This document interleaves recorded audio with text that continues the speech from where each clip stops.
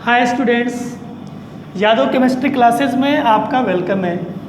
बेटा, हमने पिछले लेक्चर में स्ट्रक्चर ऑफ एटम में एप्लीकेशंस किए थे। बोर मॉडल का एप्लीकेशन कि हम लोग बोर मॉडल का यूज कहाँ कहाँ पे करेंगे। तो मैंने आपको 3 मेनली एप्लीकेशन बताया था कि एटम का रेडिएशन निकालना हो, इलेक्ट्रॉन की वेलोसिटी फाइंड आउट करनी हो, और तीसरा बेटा बताया था कि इलेक्ट्रॉन का एनर्जी निकालने में। और इसके हमने न्यूमेरिकल्स भी सॉल्व किए थे। और लेकिन आज का जो हमारा टॉपिक है, जो हम लोग आगे कंटिन्यू करने वाले हैं, वो है spectrum. Very very important. Spectrum क्या होता है? तो हम लोग बिल्कुल जीरो लेवल से शुरू करेंगे स्पेक्ट्रम के बारे में, और इनके फॉर्मूलाज, डेरिवेशंस, न्यूमेरिकल सारे करने वाले हैं। ये बोर्ड और नीट दोनों के लिए बहुत ही इंपॉर्टेंट टॉपिक है स्पेक्ट्रम। तो बेटा, स्पेक्ट्रम का जो मेन मतलब होता है कि अगर कोई चीज़ लाइट को रेडिएट कर रहा हो या लाइट को एब्जॉर्ब कर रहा हो, उस रेडिएशन को आपको एक प्रिज्म से पास कराना है। तो जब रेडिएशन को हम लोग प्रिज्म से पास कराते हैं तो हमें अलग अलग लाइंस दिखाई देते हैं एक फोटोग्राफिक प्लेट पे। जो वही फाइन लाइंस बनेंगे, दे आर कॉल्ड स्पेक्ट्रम। तो सबसे पहले बेटा हम लोग इसको डिफाइन करेंगे कि when radiation is pass through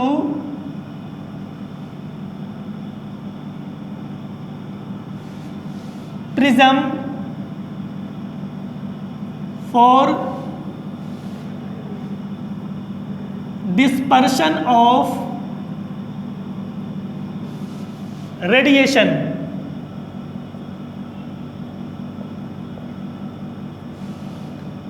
then fine line structures are formed on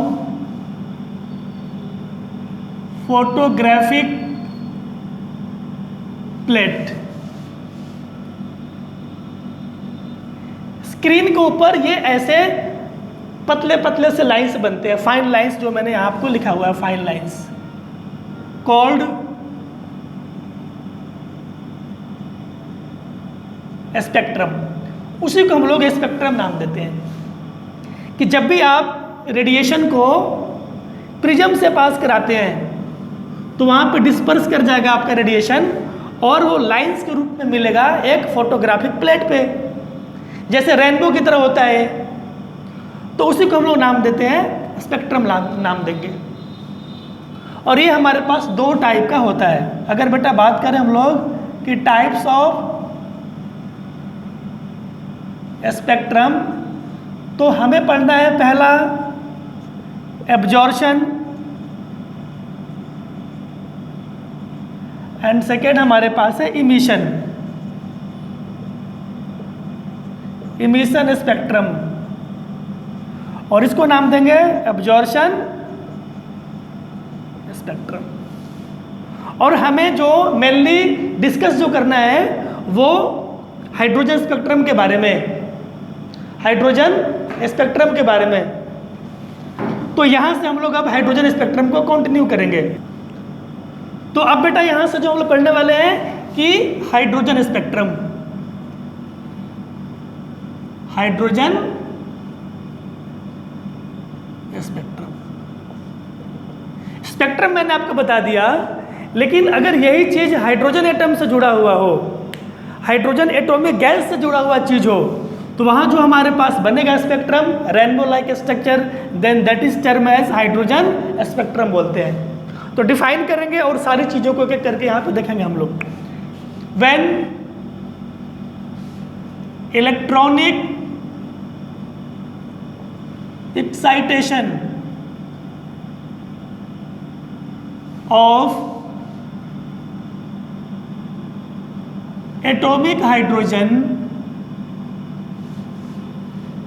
atomic hydrogen gas pass through prism,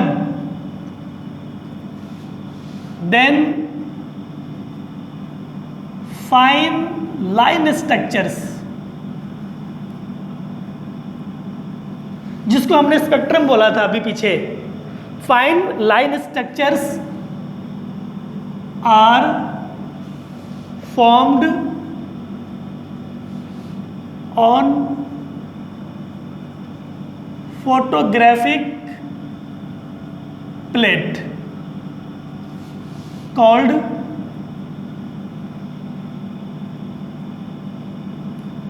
hydrogen spectrum. उसी बात को जो मैंने अभी पीछे डिफाइन किया था उसको हाइड्रोजन के लिए यहाँ पर डिफाइन करेंगे कि जब आपके पास कोई एटॉमिक हाइड्रोजन गैस हो और उसका इलेक्ट्रॉन अगर रेडिएट करे, जंप करे ऊपर वाले सेल से नीचे वाले सेल में, तो जो एनर्जी छोड़ेगा उस एनर्जी को हमने पास करा दिया प्रिज्म से। तो आप ये देखोगे कि प्लेट के ऊपर, फोटोग्राफिक प्लेट पे लाइन स्ट्रक्चर बनते हैं फाइन रेनबो की तरह, अलग अलग वेवलेंथ्स के बनेंगे। इसमें कई सारे बेटा विजिबल रेंज में होते हैं जो हमें दिखाई देंगे नेकेड आई से, और कई सारे नेकेड आई से विजिबल नहीं होते हैं। तो अलग अलग वेवलेंथ्स के बनते हैं, विजिबल रेंज, अल्ट्रावायलेट, इंफ्रारेड, फार इंफ्रारेड। उन्हीं लाइंस को हम लोग यहाँ पे नाम देते होते हैं हाइड्रोजन स्पेक्ट्रम। तो अलग अलग लाइन का सीरीज बनता है इसमें, जिसको डिफरेंट साइंटिस्ट ने स्टडी किया था और अपने नेम के अकॉर्डिंग उस सीरीज का अपना एक नेम दिया था। तो उन्हीं चीज़ों को हम लोग आगे यहाँ पे देखने वाले हैं, अब आगे उसी को देखेंगे। तो बस इसके बाद हम लोग, मैं एक डायग्राम सा बनाऊंगा और आपको उसको यहाँ तक एक बार राइट करें आप। तो बेटा हमारे पास अभी आप एक टेबल को देखें कि जो अलग अलग सीरीज बनेंगे उसको हम लोग यहाँ पे डिस्कस करने वाले हैं। मैंने बोला था कि जब आप हाइड्रोजन गैस के इलेक्ट्रॉनिक एक्साइटेशन को प्रिज्म से पास कराएंगे तो अलग अलग वेवलेंथ होगा, अलग अलग लाइंस बनेंगे प्लेट पे। तो उसको डिफरेंट साइंटिस्ट ने स्टडी किया था और उनके नेम पे ही सीरीज का नेम दिया गया है। तो बेटा हमारे पास जो सबसे पहला है उसको बोलते हैं लाइमन सीरीज, लाइमन सीरीज। और ये लाइमन ने दिया था, तो डिस्कवरर भी इसका आपके पास लाइमन ही होगा। N1 का मतलब कि इलेक्ट्रॉन जंप करके जहां पे आएगा फाइनली, जिस ऑर्बिट में आकर स्टे करेगा ना, वो आपका N1 होगा, और जहां से जंप करेगा वो N2 होगा। तो इसमें हमें आना होता है फर्स्ट में, फर्स्ट ऑर्बिट में आना है। तो कहाँ से आना है? तो प्रोबेबिलिटी सेकेंड की भी हो सकती है, थर्ड की भी हो सकती है, फोर्थ की हो सकती है, और एंड में इन्फिनिटी तक की हो सकती है। और नंबर ऑफ लाइंस कितने बनते हैं? तो क्या सिंपल सा फॉर्मूला है N2 - 1। यहाँ पे आप N2 - 1 कर दें, ठीक है। जहाँ से जंप करेगा उसमें से 1 माइनस कर दें आप। सेकेंड हमारे पास है बेटा बामर सीरीज, बामर सीरीज। इसको बामर नहीं दिया था, तो डिस्कवर बाय बामर। इसको बाल्मर आप नहीं पढ़ेंगे, एल साइलेंट होता है, तो बामर पढ़ेंगे। और इसमें इलेक्ट्रॉन को कहाँ पे आना है? सेकेंड सेल में आना है। थर्ड से आ सकता है, फोर्थ, फिफ्थ, और एंड सेल इन्फिनिटी से भी आ सकता है, मतलब यहाँ से भी जंप कर सकता है। यहाँ भी आपको वही लिखना है N2 - 1, इतने लाइंस बनेंगे। थर्ड हमारे पास है पाश्चन सीरीज। इसको पाश्चन ने ही डिस्कवर किया था। इलेक्ट्रॉन को जंप करके कहाँ पे आना है? तीसरे वाले सेल में, थर्ड ऑर्बिट में। जाहिर सी बात है कहाँ कहाँ से जंप कर सकता है, तो आप देख लें, 4 से लेकर इन्फिनिटी।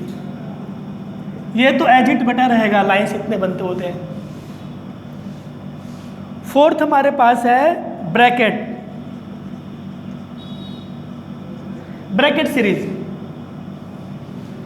Brackett series. इसको ब्रैकेट ने ही डिस्कवर्ड किया था। इलेक्ट्रॉन को जंप करके कहाँ पे आना है? फोर्थ सेल में। और आएगा कहाँ से?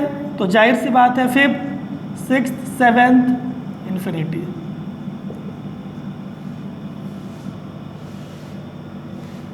उसके बाद हमारे पास होता है Lyman, बामर, Paschen, bracket, P fund होता है। इसको पी साइलेंट करके भी आप पढ़ सकते हैं। इसको एडजस्ट करना इसको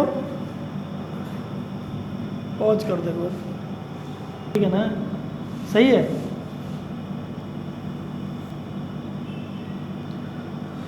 तो इसको हम लोग फंड सीरीज भी पढ़ सकते हैं, या पी फंड सीरीज। और ये डिस्कवर किया था पी फंड ने। इलेक्ट्रॉन का एक्साइटेशन होकर आना फिफ्थ में है, आएगा 6 से, 7 से, 8 से, इन्फिनिटी, एंड हियर n2 - 1। और लास्ट में बेटा हमारे पास जो सीरीज होता है वो होता है हम्फ्री सीरीज।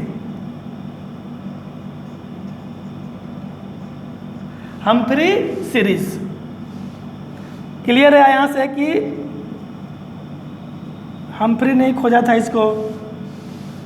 आएगा सिक्स्थ में, और कहाँ से आएगा? 7, 8, 9, infinity, and the lines formed are n2 - 1। ये टेबल आपको बिल्कुल क्लियर होगा, इसमें कोई बड़ी बात नहीं है कि ये हमारे पास बेटा डिफरेंट सीरीज है। किसने खोजा? तो सीरीज के नेम पे बेस्ड है।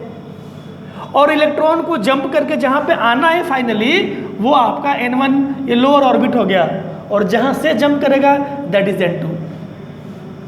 और कितने लाइंस बनेंगे? तो आप n2 में से 1 को माइनस कर दें, that will be the number of lines formed. अब इसमें कई सारे इंपॉर्टेंट बात होंगी, यहाँ से कई सारी इंपॉर्टेंट बात होगी जिसको हम लोग डिस्कस करने वाले हैं कि इस टेबल के रिगार्डिंग। अब बेटा जो मैंने टेबल आपको बताया यहाँ पे, उसके रिगार्डिंग न्यूमेरिकल्स बनाने में कुछ इंपॉर्टेंट टर्म्स आएंगे जो आपको केयरफुली वॉच करना है। किस टेबल का यूज कहाँ कहाँ पे करेंगे और इसकी मेन इंपॉर्टेंट बातें क्या होंगी, तो मैं यहाँ पे आपको बताने वाला हूँ important points, some important points इस टेबल के रिगार्डिंग जो न्यूमेरिकल बनाने में आपको काम आने वाला है। फर्स्ट जो बेटा पॉइंट होगा कि जो आप देख रहे हैं कि हर सीरीज के अंदर अलग अलग लाइंस बन रहे हैं। First line, second line, last line, मतलब इनफाइनाइट लाइंस बनेंगे। तो मैं यहाँ बात करूँगा कि जो पहला लाइन बनेगा, जैसे आप लाइमन की बात करें, जब सेकेंड सेल से फर्स्ट सेल में इलेक्ट्रॉन जंप कर जाए तो फर्स्ट लाइन, थर्ड से आएगा फर्स्ट में तो सेकेंड लाइन, फोर्थ से आएगा फर्स्ट में तो थर्ड लाइन, और जब इन्फिनिटी से आएगा बेटा यहाँ पे तो लास्ट लाइन बनेगा। तो हर सीरीज का जो पहला लाइन होता है ना, उसकी एनर्जी होती है मिनिमम। जस्ट अपने ऊपर वाले सेल से जब जंप करेगा तो एनर्जी क्या होगी? मिनिमम। और हम लोग जानते हैं एनर्जी और वेवलेंथ में एंटी का रिलेशन होता है। अगर एनर्जी कम होगा तो लैम्डा ज़्यादा होगा। ये बात क्लियर हो गया कि किसी भी सीरीज का फर्स्ट लाइन की एनर्जी होती है मिनिमम और लैम्डा होती है मैक्सिमम। वही अगर लास्ट लाइन की बात करें, यहाँ से जंप करके जब आएगा, इसको लिमिटिंग लाइन भी बोलते हैं, तो एनर्जी ज़्यादा छोड़ेगा और वेवलेंथ क्या हो जाएगी? कम हो जाएगी। तो लास्ट लाइन की energy minimum and wavelength maximum, जबकि पहले लाइन के लिए एनर्जी मिनिमम और वेवलेंथ मैक्सिमम। ये दोनों ही बातें इंपॉर्टेंट है। तो फर्स्ट पॉइंट आप क्या लिखेंगे? The first line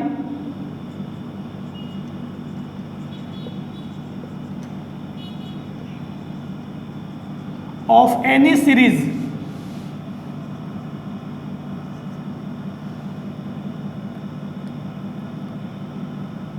the first line of any series have minimum energy and maximum wavelength. और हम फर्स्ट लाइन को अल्फा से रिप्रेजेंट करते हैं, डिनोटेड बाय, अगर हाइड्रोजन स्पेक्ट्रम की बात करें तो H अल्फा से इसको डिनोट करेंगे हम लोग। और इसमें क्या बताया था मैंने आपको यहाँ पे कि इसका एनर्जी जो होगा वो होगा मिनिमम, और लैम्डा कितना होगा, मैक्सिमम।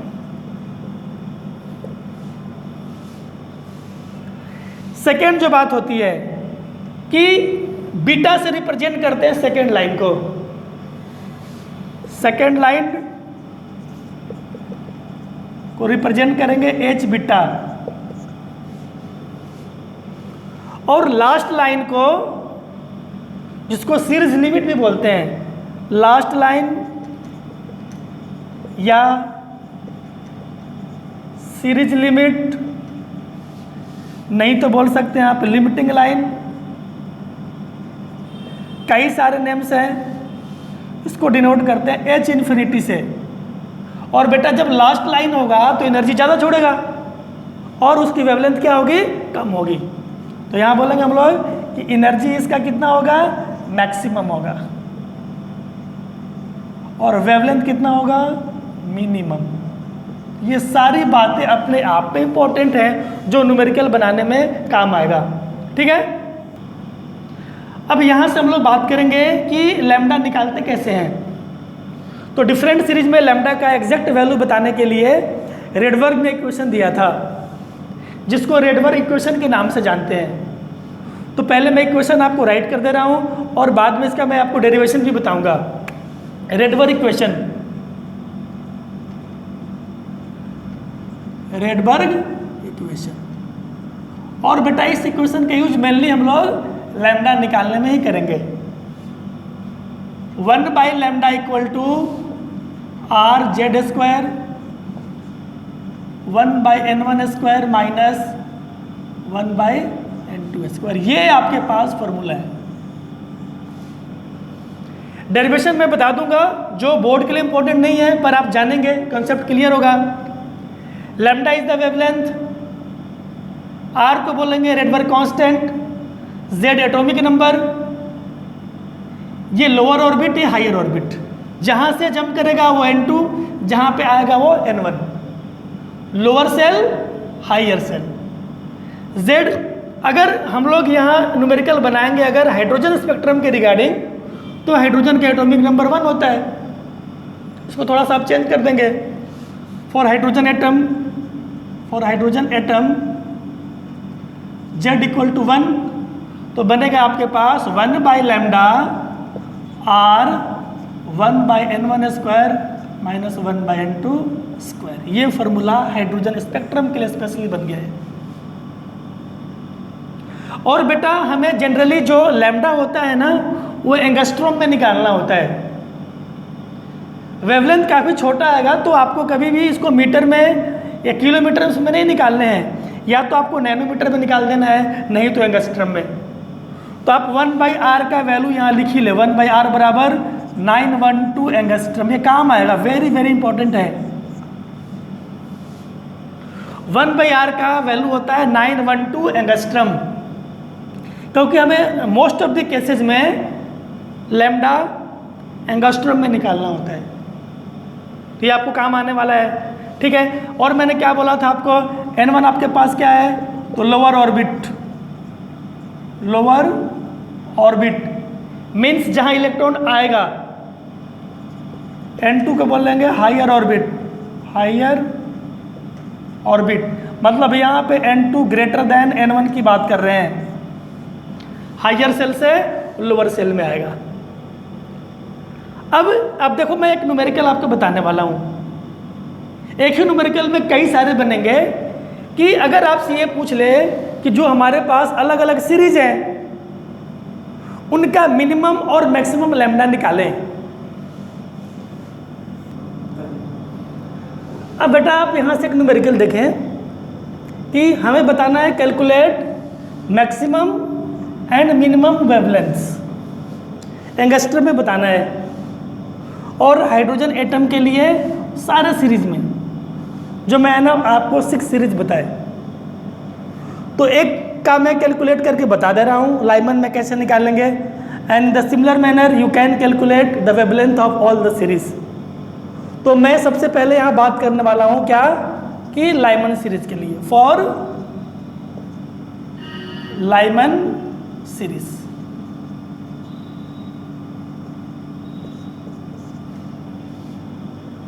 और ए मैं आपको बताने वाला हूं for maximum lambda max, maximum wavelength निकाल रहे हैं। तो जाहिर सी बात है एनर्जी मिनिमम होना चाहिए, और लाइमन सीरीज का जो N1 होता है वो तो फिक्स 1 होगा, पर जो N2 की वैल्यू होगी वो क्या होगी, 2 होगी। जब एनर्जी को कम करोगे तो लैम्डा आपका ज़्यादा होगा। बस इतनी सी बात थी। अब लगाते हैं रेट पर इक्वेशन को। हम लोग जानते हैं कि since 1 by lambda R, hydrogen atom में Z1 हो गया, N1 square minus 1 by N2 square.